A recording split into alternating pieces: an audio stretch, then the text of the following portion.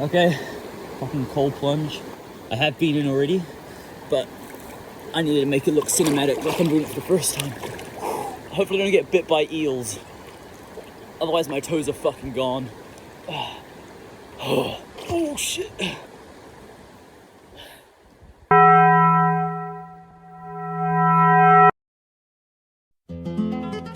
Wim Hof, otherwise known as the Iceman. Look how gangster he is. You've probably heard the name before, as he gained a lot of popularity for his breathing methods and his extreme feats. Some of the stuff including the longest ice bath, climbing Mount Kilimanjaro in shorts, and running a half marathon above the Arctic Circle barefoot. You know, just pretty standard stuff. It's clear this guy has a fascination for the cold. But why?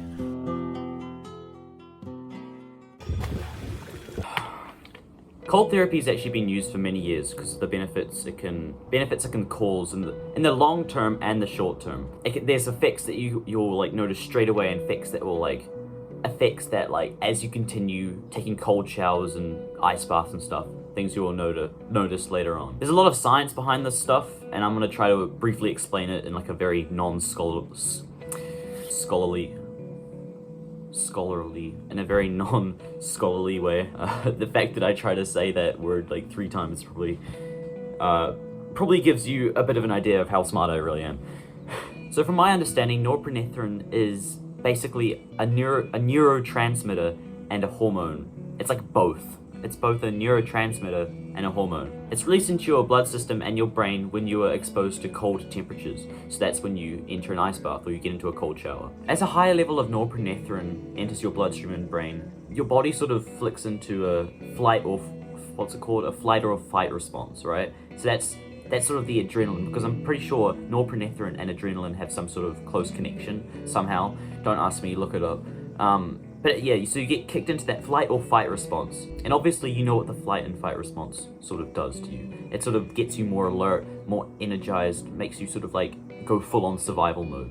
It makes you a lot more responsive to the situations that are happening around you. It sort of wakes you up, makes you feel more energized. And this is because of the blood flow that gets rushed into your brain and through your body. If you fully want the bro science way of things, think of it like this. The more alert you are in situations, the more present, the more sort of aware you are of your setting around you, which I've already sort of said. So take, for example, you're in like a social setting, right? And you've had like a cold shower. You've woke up, you've had a cold shower instead of a warm one. And you've experienced that like discomfort of a cold shower. But once you get out, you feel so much more energized and so much more awake than you would have if you had a warm shower.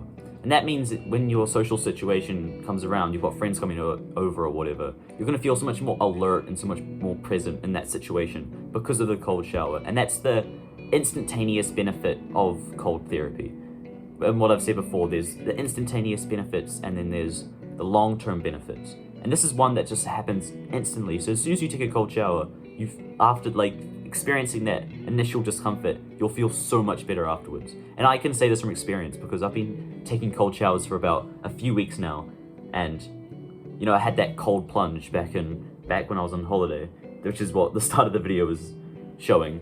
And I can just say from experience, just instantaneously you feel so much more awake and alert, like you just feel like you want to do something. And that's, I think, due to the norepinephrine being released into your bloodstream and into your brain. And yeah, maybe it's the next day. And yes, maybe I'm wearing the exact same clothes for continuity purposes. I've got to put in this effort for this YouTube video, man. Far out. Anyway, but another thing I wanted to mention about this whole cold therapy stuff, and there's like a lot more benefits that sort of dive deeper into the science sort of things. And as you saw before, I literally can't explain the science stuff. I'm so bad. I literally try to research what I could, but I don't know what I'm talking about. And it's very obvious to tell. But something that's a little bit easier to explain is with cold therapy and with cold showers, which if you want to try this practice at home, I would definitely suggest cold showers, like to start off with, because it's the easiest thing to do.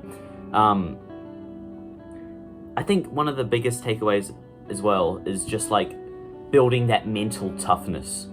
And by that mental toughness, I mean like, it's not easy going to cold showers. I mean, you've lived most of your life having warm showers, like everyone has.